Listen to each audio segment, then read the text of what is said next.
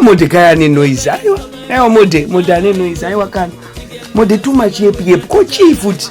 Ko ndaingobuda music yacho kana uchibudisa music pane kunetsana wiki ne what kana uchida kukwirirwa mukadzi te wiki neyo uya ukwire Kimbali chakanaka Kimbali anosvirisa we know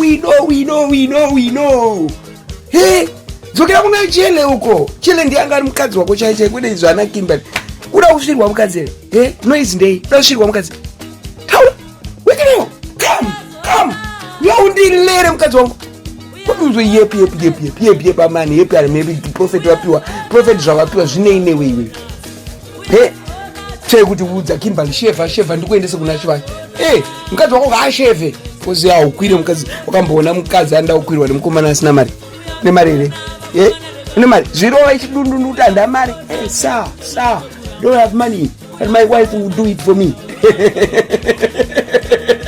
heya Kimbali heya dumo kwa ya chireshe ichi aiwa kana